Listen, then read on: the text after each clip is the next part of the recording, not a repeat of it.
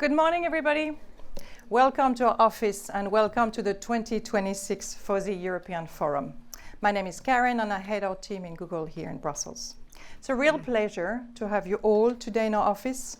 Looking at the room, I see not only friends, actually experts and partners, I actually see a community which is united into the most important issue of the time, which is making sure that our children are not just navigating safely online, but also are going to flourish in it.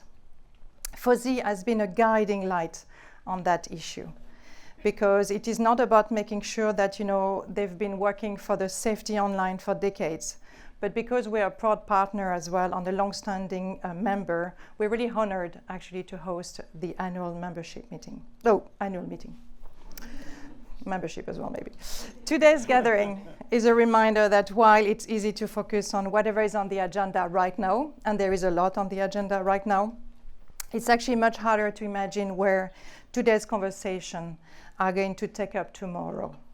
The next 10 years of European tech innovation will be shaped by the digital habits of a generation that has never known life without wireless internet or AI.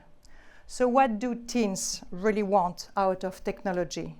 And where do they want to take it? As part of our recent future report of young people across Europe, we found a generation that is curious, critical, and hopeful, embracing new tools for learning, creativity, and problem solving.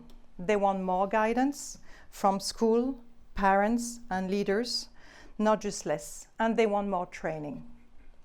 They want technology, design, inclusion, well-being, and user agency in mind. And yes, they expect a seat at the table into shaping that future.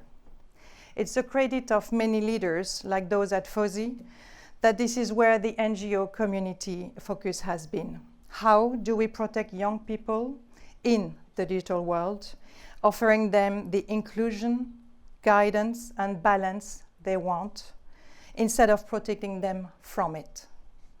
At Google and YouTube, we believe that technology can empower, respect, and protect young people as they go about growing up.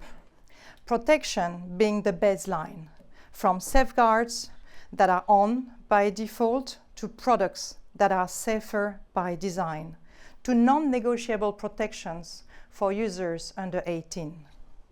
Many across the EU and the world too that are currently pushing for broad social media bans for teens. While the impulse for quick action is understandable, safety expert and children's rights organization warn that a blanket measures is unintentionally going to undermine the very children they aim to protect. And policymakers realize that a ban is unlikely to work in practice. Blanket bans risk isolating teenagers from the essential educational tools and limiting their ability to participate in digital spaces. Most importantly, they could prevent youth from building the critical literacy necessary for the future of their workforce. Perhaps the biggest risk for blanket bans is a false sense of security. Minors, and I know that because I've got a few, do not stop looking for digital spaces. They simply migrate to unmoderated, less safe corners into the digital internet, where standards and the guardrails do not exist. So what's the constructive path forward?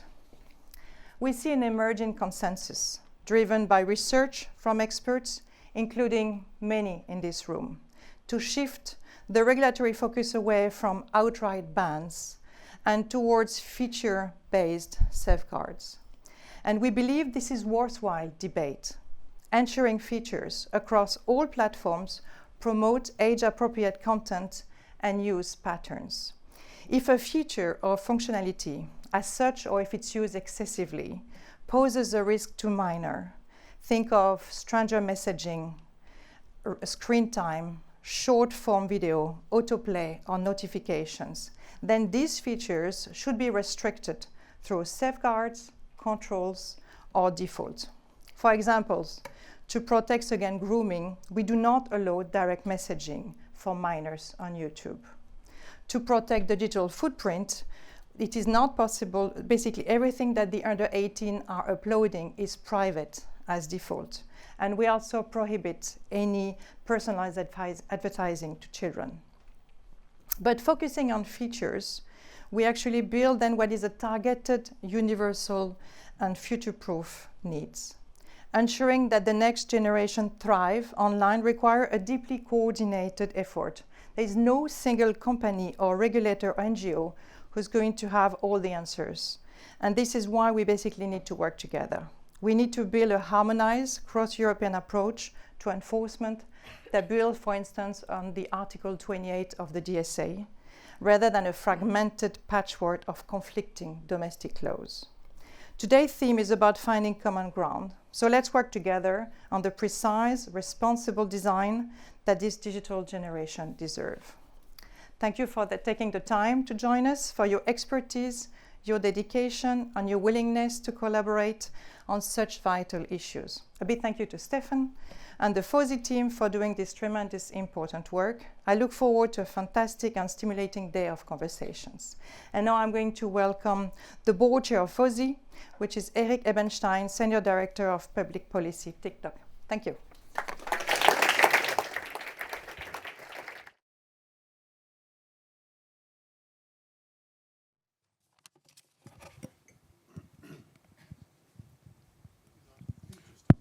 All right, I did it. Hey, everybody. Good morning. Thank you. Really excited to be here. My name is Eric Ebenstein. I'm a Senior Director of Public Policy for the Americas at TikTok, based in Washington, D.C., and I am the chair of the Family Online Safety Institute. Want to shout out, I think I saw them before the lights blinded me, former chairs of the board, Pat and Tammy, hopefully sitting next to each other in the middle of the room. So if there are any FOSI questions that I or the staff can answer, go to them. I learned everything I know from the both of them. Thank you, Karen and the Google and YouTube team for hosting us here in Brussels and giving us this incredible space that I'm really, really jealous of, having come from the TikTok Brussels office, which we shan't speak about again. And all of our generous sponsors for making this forum possible. It's a great event. I've gotten to go to a few of these now overseas and love all the attendance, love all the Americans who traveled and somehow made it out of the airport eventually. Thank you so much for your hospitality and for hosting us here, and hope that you come to the US in November for the 20th annual conference of FOSI. That's going to be incredibly great, and we're really, really looking forward to it. One thing to apologize for that I feel guilty about as an American and a native New Yorker and a big sports fan. The New York Knicks, my team, are on the NBA Finals, and I've been watching all their games, and they've been doing so well, and then the game was on at 2:30 in the morning last night, and I had a decision to make. Do I watch the game, and I'm incoherent this morning, or do I skip the game and hope for the best? And I skipped the game, and of course, they lost. So my bad.